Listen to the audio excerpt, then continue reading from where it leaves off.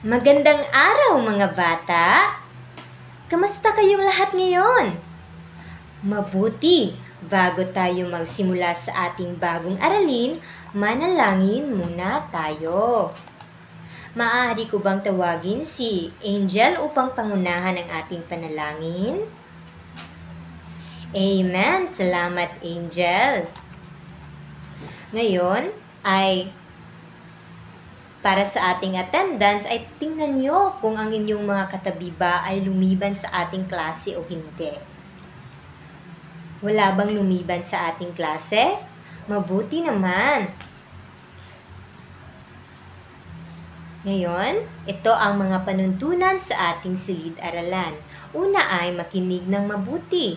Ikalawa, magpakita ng respeto sa isa't isa. Ikatlo, itaas ang kanang kamay kung mayroong katanungan. Ikaapat, iwasan ang pakikipagkwentuhan sa katabi kung ang guro ay nagsasalita. Ngayon, para maging masigla ang ating umaga, sabayan ninyo ako sa awitin natin, Ako Ay Pilipino. Papakita ko ang video at sabayan nyo akong kantahin ito. Ang ganda ng inyong mga boses. Ngayon, tayo ay magtungo na sa pagpangandam na bahagi ng aking demonstrasyon.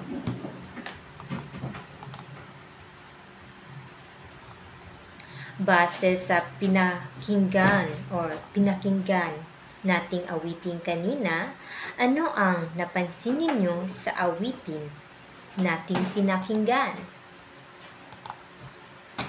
Tama, ito ay tungkol sa pagmamahal sa ating bansa. Ano naman ang ipinapahiwatig ng kantang Ako Ay Pilipino tungkol sa ating bansa? Magaling! Ito ay dapat tayong maging proud or ipagmalaki natin ang ating pagiging Pilipino. Iyan ang gusto kong marinig. Ngayon, subukan natin ang isang laro. Ito ay tinatawag na put a finger down. Una ay itaas ang inyong 10 daliri at sa bawat sasabihin ko ay ibababa ninyo ang 1 daliri kung ito ay totoo sa inyo or nakaka-relate kayo sa pahayag. Naintindihan ba mga bata? Okay. Now, ngayon, put a finger down kung nakatira ka malapit sa dagat, ilog o bundok. Put a finger down kung nakakita ka na ng mapa ng Pilipinas. Put a finger down kung narinig mo na ang salitang teritoryo. Put a finger down kung alam mo kung saan makikita ang Pilipinas sa globo. Put a finger down kung mahal mo ang Pilipinas. Put a finger down kung proud ka maging Pilipino. Put a finger down kung naniniwala ka dapat nating pangalagaan ang ating kalikasan. Put a finger down kung alam mong may batas na nagsasabi kung hanggang saan ang sakop ng Pilipinas. Put a finger down kung curious ka kung paano nabuo ang ating mga hangganan bilang bansa. At put a finger down kung excited kang matutunan ang leksyon natin or lesson natin ngayon. Ayan, nakakatuwa kayong tignan. Ibig sabihin, marami na sa inyo ang may kaalaman na tungkol sa ating bansa. Kaya sa araw na ito, aalamin natin ang kahulugan at kahalagahan ng pambansang teritoryo ng Pilipinas. Ngayon, tutungo na tayo sa pagpundok na bahagi ng aking demonstrasyon. Tayo ay mayroong aktibidad na tinatawag. Ano ang ibig sabihin nito? Hahatiin ng guro or hahatiin ko ang klase sa 4 na grupo. Bawat grupo ay bibigyan ko ng maikling sipi na may kinalaman sa konsepto ng teritoryo, hangganan at pagiging isang bansa. Pagkatapos basahin, magbibigay ang bawat grupo ng sariling ideya or interpretasyon sa binasa. Ito ang mga sipi. Mayroon kayong 5 minuto, pagkatapos maghahanda kayo ng ideya na ipapaliwanag ninyo ng inyong tagapagsalita. Ngayon, tayo naman ay tutungo na sa pag-practice na bahagi ng aking demonstrasyon. Maaari ko bang tawagin ang Group 1 upang ipaliwanag ang kanilang kaalaman tungkol sa binasang sipi? Salamat Group 1. Ngayon, ang Group 2 naman. Salamat Group 2. Ngayon, ang Group 3. Salamat Group 3. At ngayon naman ay Group 4. Salamat Group 4. Ang bawat grupo ay nagbigay ng magagandang ideya. Ngayon, mas madali nating maiintindihan ang ating aralin ngayon. Alam nyo ba na bago tayo maging ganap na bansang malaya, may mga kasunduang nagsilbing batayan ng ating teritoryo. Ayon sa kaysaysayan, mayroong 3 kasunduan. Kasunduan sa Paris, kasunduan sa Washington, at kasunduan sa pagitan ng Estados Unidos at Britanya. Magsimula tayo sa kasunduan sa Paris. Noong 1878 matapos ang digmaan ng Estados Unidos at Espanya, nilagdaan nila ang kasunduan sa Paris. Ayon dito, isusuko ng Espanya ang Pilipinas sa Estados Unidos kapalit ng 20 milyong dolyar. Kasama rin sa kasunduang ito ang Cuba, Puerto Rico at Guam. Dito nagsimula ang pananakop ng mga Amerikano sa ating bansa. Sino kaya ang nagpasya tungkol sa ating bansa? Tayo ba o ang mga dayuhan? Tama, noon ay wala tayong kalayaan. Ang nagpapasya lamang ay ang mga dayuhan. Ang ikalawang kasunduan naman ay kasunduan sa Washington noong 1900. Pagkaraan ng 2 taon noong Nobyembre 7, 1900, muling nagkaroon ng kasunduan sa pagitan ng Estados Unidos at Espanya. Tinukoy dito ang mga maliliit na pulo tulad ng Cagayan, Sibuto at Sulu. Ang mga islang ito ay isasama na rin sa teritoryo ng Pilipinas. Bakit kaya mahalaga ang maliliit na isla? Eksakto, dahil kahit maliit, bahagi pa rin ito ng ating bansa. Ang ikatlong kasunduan naman ay kasunduan sa pagitan ng Estados Unidos at Britanya noong 1930. Noong 2 ng Enero 1930, ang Estados Unidos at Britanya ay lumagda sa kasunduan upang isauli sa Pilipinas ang Turtle Islands at Mangsi Islands sa Tawi-Tawi. Dahil dito, nakumpleto ang hangganan ng ating bansa sa timog. No? Ano ang ipinapakita ng mga kasunduang ito? Magaling! Dahan-dahan nating nabuo ang ating pambansang teritoryo. No? Iyon ang mga kasunduan na nagpapakita kung paano tayo or paano nabuo ang pambansang teritoryo ng Pilipinas ayon sa kasaysayan. Ngayon, tatalakayin naman natin ang pambansang teritoryo ayon sa Saligang Batas noong 1987.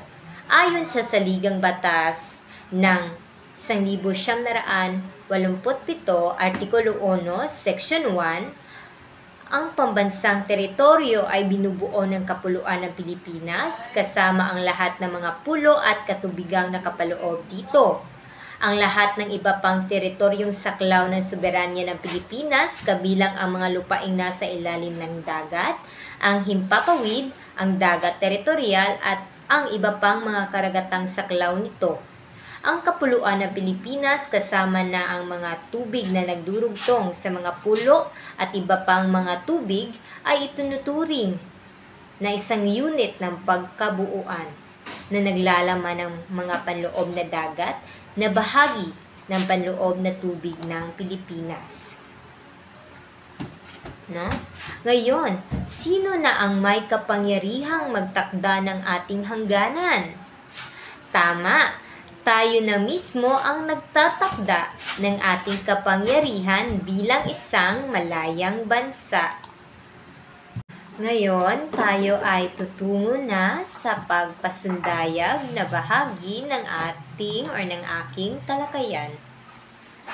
Meron na naman tayong aktibidad. Ito ay tinatawag na Paint Me a Picture. Ang bawat grupo ay bubuo ng isang living picture o frozen pose na nagpapakita ng kahalagahan ng pambansang teritoryo ng Pilipinas. Gamit ang inyong katawan, simpleng galaw o props. Ipapakita ninyo ang isang eksena o simbolo na may kinalaman sa ating teritoryo. Maaari nyong ipakita ang mga Pilipinong nagtutulungan upang alagaan ang kalikasan o paggalang sa watawat at hangganan o pagpupulong ng mga lider o pamilya na nagmamahal sa bayan. Mayroon lamang kayong 5 minuto para maghanda. Okay, Group 1, handa na ba kayo? Napakahusay ng inyong ipinakita. Ito talaga ay nagpapakita ng pagkakaisa. Ngayon, Group 2. Magaling na ipakita ninyo ang paggalang sa watawat at hangganan. Okay, ngayon naman, Group 3. Napakahusay rin. Meron kayong leader at nagpupulong kayo. Ngayon naman, sa huling grupo, ang Group 4. Magaling mga bata na ipakita nyo talaga na kayo ay nagmamahal sa bayan. Dahil ang inyong mga ipinakita ay nagpapakita ng teritoryo ay hindi lang lupa o dagat. Ito ay simbolo ng ating pagkakaisa at pagmamahal sa bayan. Magaling, magaling. Ngayon, magtutungo tayo sa pagpahalipay na bahagi ng aking talakayan. Dito ay gagawa kayo ng slogan pinamagatang pambansang teritoryo. Pumunta kayo sa inyong grupo kanina, yung 4 na grupo. Ngayon ay gagawa kayo ng maikling slogan na nagpapakita ng pagmamahal, pagkakaisa at pangangalaga sa bansa. Ito ay isusulat ninyo ng malinaw sa bond paper o Manila paper sa loob ng 5 minuto. Pagkatapos ay ipapakita at basahin sa harapan o sa harap ng klase. 1 minuto bawat grupo. Ngayon ay makikinig at magbibigay ng papuri o mungkahi ang ibang grupo sa nagtatalakay sa harapan. Ngayon ay pipiliin ng guro ang pinakamalikhaing slogan at tatalakayin ang kahalagahan ng babansang teritoryo. At teka muna, no? Okay. Simulan nyo na ang inyong gawain.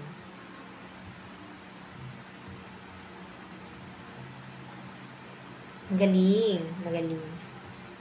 Group 1, ano ang inyong slogan? Ito ay Pilipinas, inang bayan, ating ingatan. Maganda ang inyong slogan. How about the group 2? Maganda rin. The group 3, napakaganda rin. At ang panghuli, ang group 4, napakahusay. Nakikita ko na tunay kayong makabansa. Ngayon, para sa inyong assessment, meron itong dalawang bahagi. Ang unang bahagi ay ang matching type. I-match ang column A sa tamang sagot sa column B. Isulat lamang ang titik ng tamang sagot. Ang titik ay isusulat nyo katabi sa gilid ng mga numerong 1, 2, 3, at 4. Dito ninyo ilalagay ang titik sa gilid. Nakikita nyo ba? Sort. Pagpaumanhin. Ngayon, ang ikalawang bahagi naman ay ang true or false. Isusulat ang T kung tama at F naman kung mali. Ito ay sulat niyo sa inyong mga papel, no?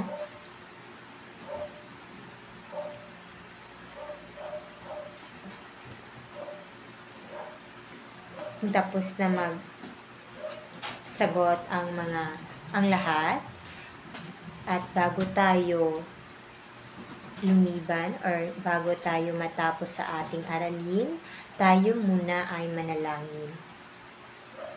May maaari mo bang pangunahan ang ating panalangin para tayo ay aalis na or matapos na sa ating aralin? Amen. Salamat, May.